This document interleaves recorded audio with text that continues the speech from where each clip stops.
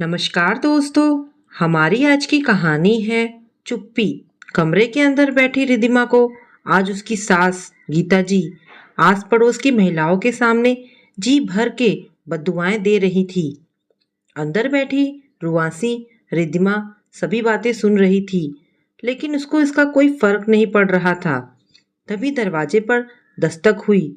रिधिमा ने देखा तो उसकी जेठानी एकता खड़ी थी। भाभी, आप यहाँ? रिधिमा, एकता, हाँ मैं, क्यों नहीं आ सकती? अंदर कमरे में आते हुए एकता ने कहा, चलो नहा धोकर नाश्ता करके तैयार हो जाओ, वकील साहब भी आते होंगे।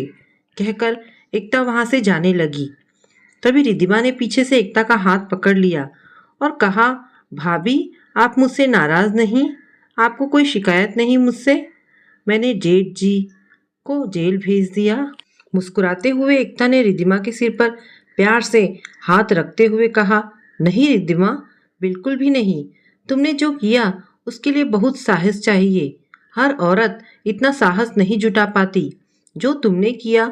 कम से कम वो मेरे बस की बात तो नहीं थी, वरना 10 सालों से मैं इन लोगों की गालियां और मार नहीं खाती। शादी के समय मेरे मायके में सब मेरी खुशकिस्मती पर खुश हो रहे थे कि इतने रईस खानदान में शादी हो रही है।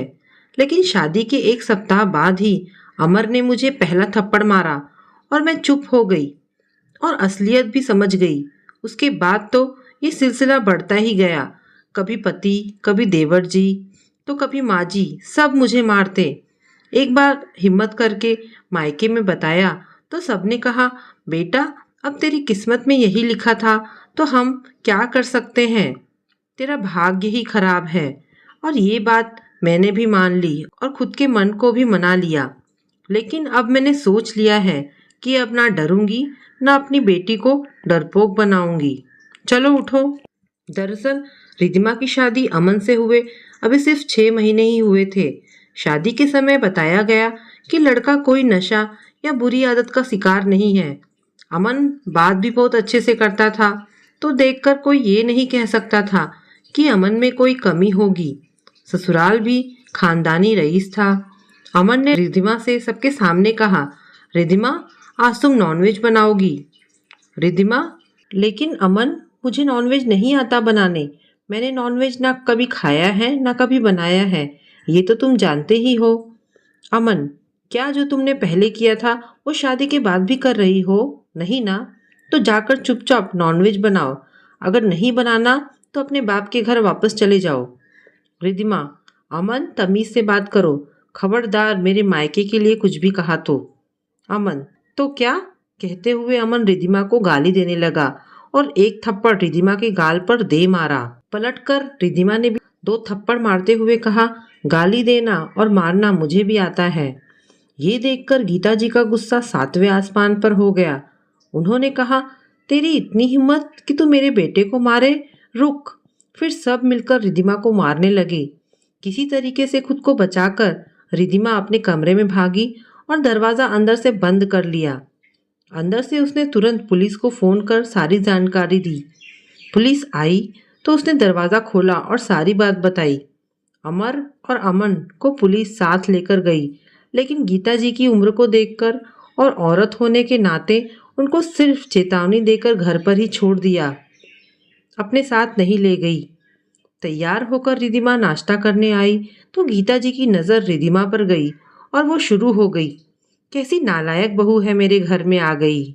हमारी तो किस्मत ही फूट गई, जिसको जरा भी शर्म नहीं, अपने पति और जेठ को थाने भेजकर खुद खाना खा रही हैं। ना जाने कैसी परवरिश की है इसकी माँ ने, इसकी जो थोड़ा भी लिहाज ना रहा समाज का। मैंने भी मार खाया है, गाली खाई है अपने पति से। एकता भी मार खाती थी। मैं तो नहीं गई पुलिस स्टेशन। जा, निकल जा अभी मेरे घर से। और ये श्रृंगार किसके लिए जब पति ही नहीं घर में देखने के लिए? नालायक कहीं की। रिधिमा, हो गया कि अभी कुछ और बाकी है? नहीं तो अब मेरी बात बहुत ध्यान से सुनिए। ये घर सिर्फ आपका ही नहीं, मेरा भी है। इस पर जितना आपका अधिकार है उतना ही मेरा भी है, कानूनी और सामाजिक दोनों तरीकों से, क्योंकि मैं इस घर की बहू और आपकी बेटे की पत्नी हूँ। अभी मेरा तलाक नहीं हुआ, लेकिन अगर हुआ भी तो भी इसमें मेरा हिस्सा होगा। जरूरी नहीं कि जो आपके साथ हुआ वो मेरे साथ भी हो। दूसरी बात, मेरी माँ ने मेरी परवरिश बहुत ही अच्छे से की है। उन्होंने मुझे दूसरों को मान सम्मान देना और खुद का सम्मान बचाना दोनों सिखाया है। अब बात मेरे श्रृंगार की, तो एक औरत श्रृंगार सिर्फ अपने पति को या किसी पुरुष को दिखाने के लिए नहीं, खुद के लिए भी करती है। अब आप बताइए, ये कैसी परवरिश आपने अपने बेटों की है, जो औरतों को सिर्फ इस्तेमाल की वस्तु और अपने पैरों की जूती समझते हैं। आपने झूठ बोलकर अपने नालायक शराबी बेटों की शादी करके बहू को ही नालायक साबित करने लगी। आपके बेटों का चरित्र और चित्र दोनों से खराब है, लेकिन आपके लिए वो लायक, वाह क्या पसंद है आपकी। एक चीज आपको बता दूं मैं, सठे साठे समाचरित, यानी दुष्ट के साथ दुष्टता का व्यवहार ही करना चाहिए, के नियम का पालन करती हूँ। अच्छा भाभी, चलती हूँ, कहकर रिद्धिमा पुलिस स्टेशन पहुंची तो वहां अमन और अमर के सुर बदले हुए थे। उन्होंने रिद्धिमा को देखते उसके आगे हाथ जोड़कर गिड़गिड़ाने लगे कि हमें माफ कर दो, एक आखिरी मौका बस। सबके समझाने पर रिद्धिमा ने भी माफ किया और उनके साथ वापस घर आ गई। घर आकर देखा तो उसके पापा आए हुए थे। रिद्धिमा के पापा उसको देखते तुरंत उठकर आए और पूछा, क्या हुआ बेटा। रिद्धिमा के कुछ बोलने से पहले ही अमर और अमन एक साथ बोल पड़े, कुछ तो नहीं बाबूजी, आप यहाँ कब आए, आइए बैठिए। समधन जी, आप तो कह रही थी कि। तभी अमर और अमन ने घूरती निगाहों से अपनी माँ की तरफ देखा तो वो समझ गई कि कोई बात है, तो बीच में बोल पड़ी, अरे मैंने तो मजाक किया था समधी जी, ताकि आपको घर बुला सकूं। रिद्धिमा के पापा माजरा समझ चुके थे, लेकिन वो अनजान बने रहे और रिद्धिमा से कहा, बेटा शाबाश, मुझे तुझ पर गर्व है। लेकिन एक बात और बेटा, जब भी तुझे मेरी ज़रूरत हो तो बस तू एक फ़ोन अपने पापा को कर देना, मैं तुरंत तेरे पास आ जाऊंगा। तुझे विदा करके मैंने सामाजिक रीत निभाई है, तुझे बेचा या दान नहीं दिया है। और गीता जी से कहा, चलता हूँ समधन जी, उम्मीद करता हूँ ऐसे मजाक की आपको दोबारा आवश्यकता ना पड़े। कहकर वो चले गए। इधर गीता जी ने उसके जाते ही गुस्से में गरजती आवाज में अपने बेटों से कहा, क्या ये तुम लोग भीगी बिल्ली बने हुए हो, झूठ क्यों बोला रिद्धिमा के पापा से, बता देते इस नालायक की सच्चाई।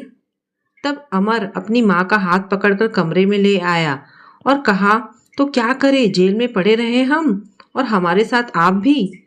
वैसे भी पूरी रात थाने में बिताकर दिमाग खराब है। हमने जब पुलिस और वकील से बात की तो सबने यही कहा कि रिद्धिमा ने केस किया तो उसके जीतने के चांसेस ज़्यादा हैं। फिर वो आराम से इस घर में रहेगी और हम तीनों जेल में। हर्जाना और हिस्सा दोनों देना पड़ेगा, समझ आया।